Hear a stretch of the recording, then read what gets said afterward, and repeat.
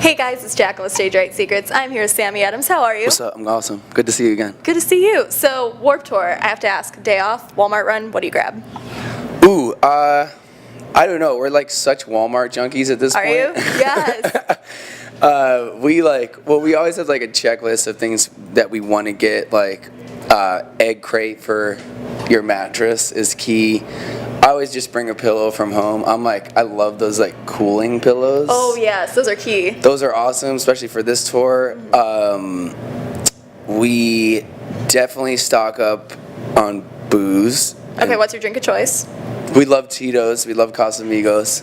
You should sponsor us already. Tito's already has a thing out here, so go Exactly. check it out. Yep. But that and sort of just like now that we only have 6 people on our bus, which like we're so fucking lucky. Are you in coffin bunks or are you in condo bunks? We're in condo. Well, half of us are in. Three of us in here are in condo bunks, and then living the life. Yeah, so it's nice, and it's rare to have that. Like, it's really nice to have 6 people on tour because, I mean, like, besides my new video guy, everyone's been on the road, and it's just so nice to have your own space, but also, you know, it just becomes more of like a family sort of ordeal when it's like less people. When it's 12 people, it's like I'm legitimately stepping on a girl's hair or someone's arm or leg, you know, every morning, and it's like, like that's when I'm like, all right, I need a day room, like, I need to decompress somewhere. And since you are on Vans Warped Tour, it's a festival, how do you come up with your set list? You have to shorten it a little bit, I feel like. Yeah, a lot. It's tough. It's honestly like we and, you know, just us like as a group, you know, we started in Seattle, and like Pacific Northwest isn't our best market, but like we used it as sort of like a demo of what works and what doesn't. And then like basically once we got to like Salt Lake City, which still like blows me away, like Salt Lake City was always just a funny city in my mind because I'm from Boston and I'm like, when am I ever going to be in Salt Lake City? And like people came out. It was like 1,500 kids. So that it's just awesome. It's like being on tour, a lot of how I pick my set is what I'm excited to play. Okay. And like a couple of the new songs we have are just like, they're very current and right now, and maybe even like a little ahead of when I recorded them in terms of like musicianship for me and songwriting. So it's really fun, and a lot of people don't know me on Warped Tour. So so many people stop though when they pass you by. Exactly, which is so sick. Like I love that people can walk by and like some people are like, nah, not for me. Other people are like, word, I'm gonna come turn up for the whole 30 minutes. So it's great to like, you know, play your new stuff and see it go off live, especially since that's what I used to do before I really like made a professional career out of this. It was just like going and playing basements and playing new songs, and some of them hit and some of them didn't, and it's interesting to see fans be like, well, why don't you play Drive Me Crazy, or why didn't you play this, or why didn't you play Coming Up or Coast to Coast? And I'm like, because no one here fucking knows that song.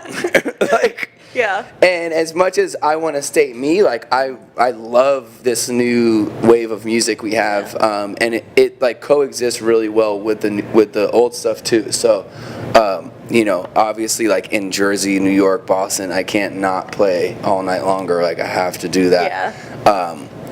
And like people ask me if that's one of the songs that's like, are you just tired of playing it? And it's like, I mean, I've played it thousands of times, but no, like I love it. It's like an instant sort of like boost for the crowd, which is great.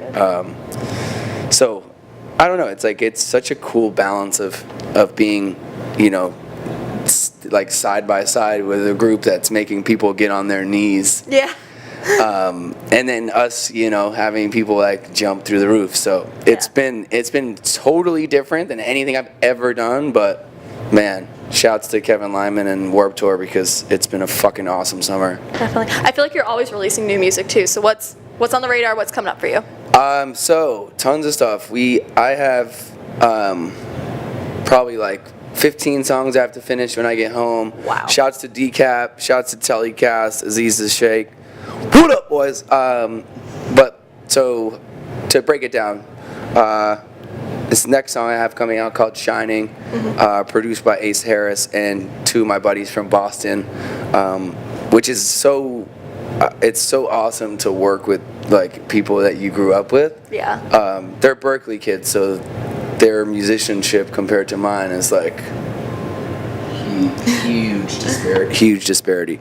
But it's amazing because it's really cool to have that like hometown vibe. And it started with my dude in Atlanta, and then they just like added on to it and helped it become the record it is. So Shining coming out this summer, that's going to be amazing.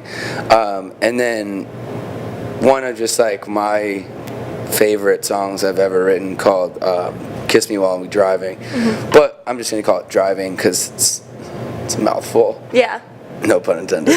Were you writing it while driving? I wasn't. I had this song that I wrote like 4 or 5 years ago when I was living in LA, and it was actually for Enrique Iglesias, and he took it but then didn't cut. He cut it, but he didn't actually like put it on his album.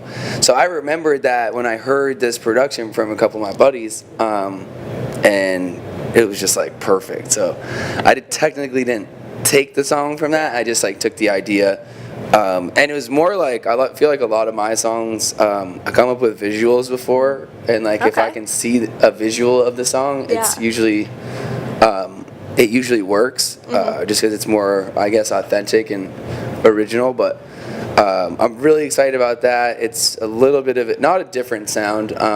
It's just a little more, I guess, upbeat than just hip hop, which is great. Because the crowd, it's so cool to play it for a crowd that's never heard it, and by the second hook they're like, so kiss me, it's like, fuck yeah, let's go. So cool. And you're doing Billboards Fest this summer, so Dream Festival lineup, dead or alive, genres don't matter. You'd be headlining. Who would you want on it with you? Well, in my dream tour, I would never be headlining. Okay.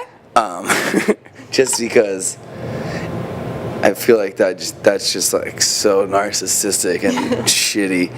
Like, oh, we have Bob Marley and Nirvana, but Sammy's headlining. Like, I don't know. I would say like, oh man, this is tough.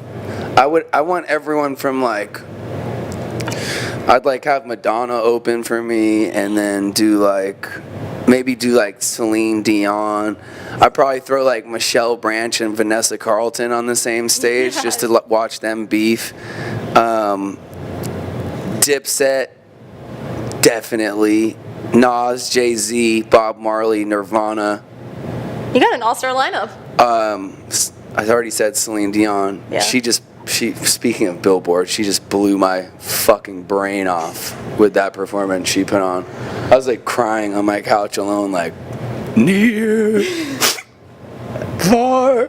That fucking song. I think everyone forgot, and it's like that is a timeless record. I wish Jack didn't float away. Fucking Rose, you should have never let go, bitch. It could have fit them on that board. Bitch. Both could have fit on that door. I don't know why. I think they could have.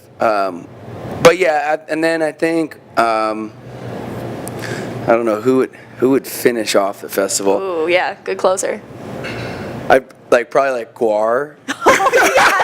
With their blood costumes and all. Guar. Like tons of Celine Dion fans in the crowd, and Guar just fucking spits blood all over him. All It'd over be him. Awesome.